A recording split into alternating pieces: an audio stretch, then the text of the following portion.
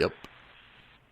It's gross. true. I mean, you sound like and it sounds like your experience on the sugar, the problems like stomach problems, things like that makes me want to like hang up on you right now and sprint to my doctor and ask him why he didn't bring this up when I told him about these similar problems, right? Like, dog, you're the one with the degree, not me. I have to ask you. Yeah, just tell me it's not good for me. That's that amazing. Like, no, well, and it's just amazing to see. Like, it's funny when you know, in recovery, you meet all these parallels, right? Recovery, the theories of recovery or the practices of recovery can be applied everywhere, whether it's eating sugar or exercising, anything like that, right? Just like, it's just a matter of like applying it. So it's neat to hear that you've been successful or were successful, right? Until Marnie got to coming with the pie magic. Like, I'm a sucker for a pie, bro. Like, sucker. My wife brought over a pie. She was like, I brought over some of the apple pie. I was like, all right, break out the sweatpants. Let's get to work. Hell yeah. It's horrible. Like, I'll throw it all away. And then I found myself too, because if you try quitting sugar, just be careful, because you'll notice the same signs. You'll be like, oh my God. Like, one time, like, I went like a week and I was doing great, man. Cut out sugar, cut out candy bars. It was just, I was doing great until I got hungry and I was on a drive and I thought, I'll hit the gas station real quick. And, you know, instead of like beef jerky, it was like, no. I got the king size Heath bar, the king size Milky Way, and I get in the car and I have like 8 king size candy bars. I'm like, F it. And I just start going to town, you know, and then I realize I'm like, this is like I'm having like a binge. I'm going back. Yeah. I'm having, this is like a relapse, you know, like might as well go all out, you know. And so it's very similar really to alcohol and other drugs, because you're just like, oh man, now that I got this to myself now, and I'm in this car, no one's in there with me, and I can just eat them, and then afterward, then I felt the guilt. I felt guilty. Right. It's interesting how that goes, right? So we officially need to start the Sugar Anonymous meetings, right? We sit around the tables with all non-sugary goods, like dry snacks, chips, things like that, and we talk bad about sugar. Dude, I started. I was up to a box of ho-hos a day. It was out of control, bro. Because I just, after I already had 4, F it, might as well have 5, 6, 7, 8. You know, what's get that the box difference between 4 and a whole box? Because if the box is just going to be sitting in there, I'm going to know what's going to be in there, so I might as well just finish it now. And then you're at the store. Talk about the addict mentality. Just one more time, I'll get another box. I'll be different this time. I'll just eat one a day. Right.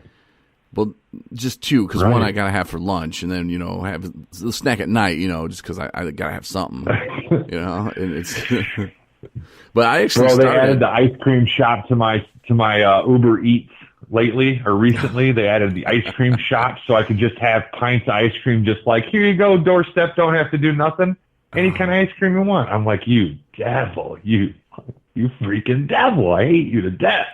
Yeah. But I love you. Give me all your ice creams. I've had like one bad ice cream flavor ever in my life, I think. The rest, some I like more than others, but like one, it was up here in Charlevoix. They had this little ice cream shop, and they were trying to be too cute with ice cream. I'm like, just sell the ice cream. Like, you can't go wrong. And they were making all kinds of different stuff, and they were like, here, taste this. It was morel mushroom ice cream. And I like morel mushrooms. What? Oh, it was horrible. Like, it just got stuck in your teeth, and you're just like... mushroom. Yeah, like fry it in butter all day, but ice cream, no, it doesn't mix. I don't know who told them it was good or what they were thinking, but yeah. It's the same people that came up with the KFC scented fire log. Oh, Jesus. Yeah. Both out of business. Yeah, that ice cream shop did close up, but I was like, not surprised. But back to the sugar thing, though, I did start a Facebook group called Sugar Anonymous. That's why it's funny. Did you really? Yeah. And I've had so many people message me, because I kind of did it as a joke and kind of not, because I was like kind of testing the waters. But I've had so many people to this day, and it was like, I don't know, a year and a half ago when I started it, to this day, like, send messages, hey, what's going on with this? You know, we need to do something, you know. And I'm like, yeah, do I really want to get involved in this now? You know, it's like I got a lot of stuff on my plate. But a lot of stuff on my plate called ice cream and pie. But yeah, I should fire that bad boy back up, though, and start inviting some more people. But yeah, I should, you know, because it's a real thing. And I mean, I doubt that you're going to be quitting anytime soon, but that day is going to come where your doctor is going to say, hey, you're in here because you got acute pancreatitis and we need a lot of sugar. Right. Well, yeah, so that's the thing, bro. So my dad, right, was somebody who could identify all the problems but didn't like to take action, right? Mm-hmm. So I have this saying with my brother, because he is like exactly like my dad in this way, and I always tell him, don't be a Randy, right? Don't be a Randy. Anybody can wait and be reactive. Anybody. It takes no effort to be reactive to problems, none at all. But you'll face a lot of problems. Why not be proactive? Don't be a Randy. Be proactive. Address that, right? I work for a company that I walk in, I get hired to come in, I see they got pictures of buffalo everywhere. And I was like, that's weird. They kind of look like the stock pictures that come in frames, but who buys 20 stock buffalo pictures to hang in their office, right? To ask, like, what's the deal? He goes, did you know that buffalo are the only animal that when faced with a storm, walk into it? I said, no, I didn't know that. He goes, yep, be the buffalo. They're the ones that take on the storm first and get through it first because they walked into it instead of waiting for it to take them over. And I thought, that's perfect.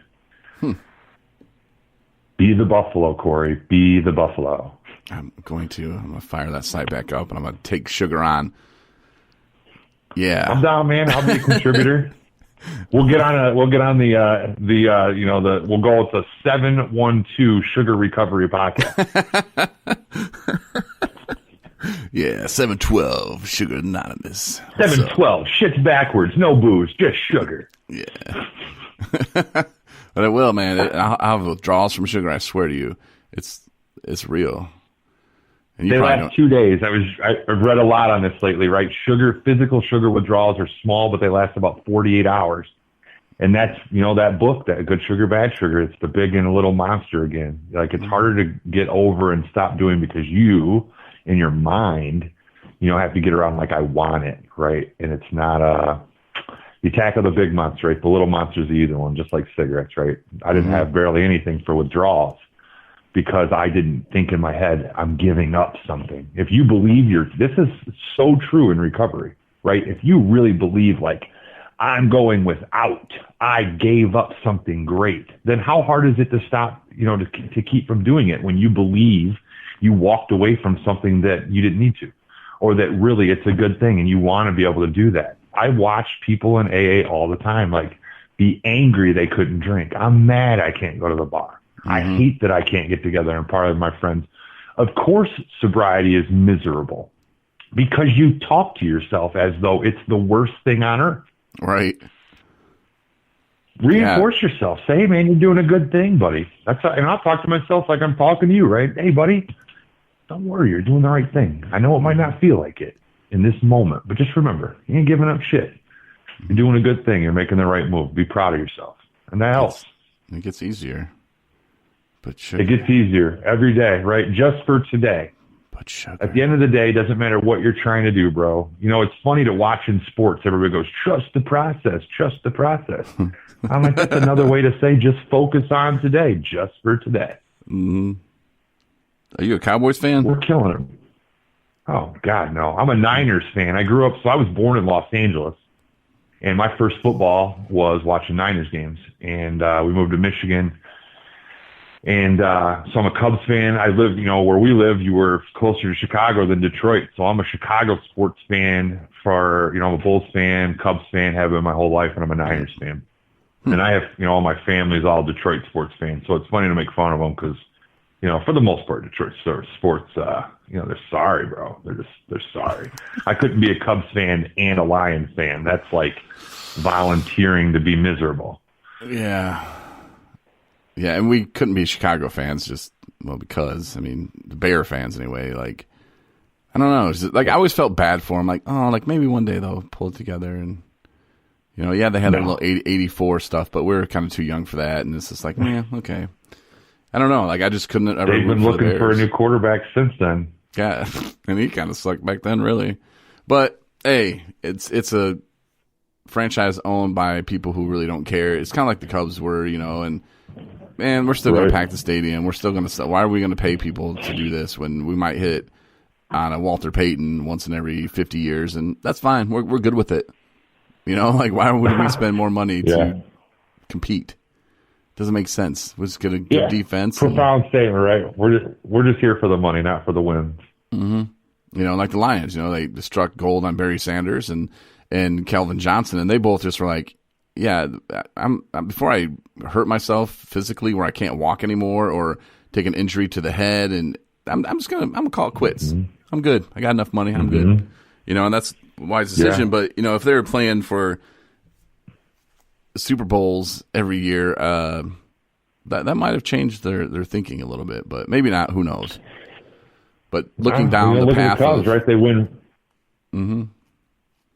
I said, look at the Cubs. They win one championship right now. What are the expectations? We got to make the playoffs. We got to win a ring, right? I'm over here like, I love y'all, but I mean, like, bask in that one. It took you 108 years to get there. Yeah. Like, let's be real with our expectations. Yeah, and you know what? Ever since they won, I've kind of stopped being a fan. Have you really? Yeah, that, and when they quit showing the games on WGN, because I was living down south, so I would use WGN to watch the Cubs, and then they started splitting the games, and then they just dropped WGN, and it was just like, oh, man. So I just kind of quit watching them, and then they won the World Series, and it was like, okay, cool, but now I can die saying, hey, I was there for that, you know, and that was kind of like my whole thing in life. I'm like, I wonder if they're going to win before I die. And now that it happened, it's kind of like, okay, now what's next? I don't know. It's really weird. Right. Yeah. They're no more the lovable losers, right? So that's what they've always been as we've been growing up. We're the lovable losers. And you know, you think of movies like Rookie of the Year that are all benched around the idea that the Cubs are an atrocious baseball organization. And so now, you know, you get a ring and have a few years of success, and the expectations change drastically, right? It's like the Bulls before they had Jordan. Mm-hmm. Yeah. They were just trying to make it through, and they get Jordan, and it's like, all right, we are killing it. Oh, we got to win one. Then you win one, and then it's now the Bulls. Even now, we're 20 and change years later. Like, it's all about the rings. Nobody cares in Chicago that the Bulls made the playoffs. Nobody cares. And the basketball's so different too. You know, back in the day when Jordan played, you think he could have called up Barkley and just like 5 other dudes that were, you know, the shit, and like, hey, let's get a team. Now it's like, it's kind of like, it's just like, that's not, I don't know, to me it's just watered down. It's just like, pff. Well, the players realize they could make the moves, right? You know, they can make the moves, and I don't like it either. LeBron goes to the Heat, right? That starts it. Then you have Golden State, you know, with KD come on, and I don't like all that, right? I also don't like 140-point regular season games.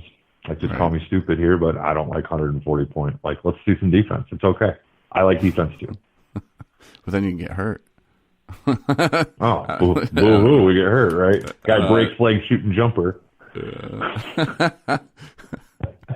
never know, man. Well, cool. True. I appreciate you talking with me today, though, Jason. And like I said, I don't know why I didn't reach out a long time ago, but I'm glad that I had you on for sure. And you said some pretty cool things, and I like the thought about smoking. And, you know, the fact that you go all in on your stuff is awesome. And, you know, AA, you know, your sobriety, mental health, cigarettes, you're just like, hey, you know, let's change how we think about the situation. And that is so huge in everyday life. You know, you don't have to be in addiction, you know, or in recovery to change the way you think.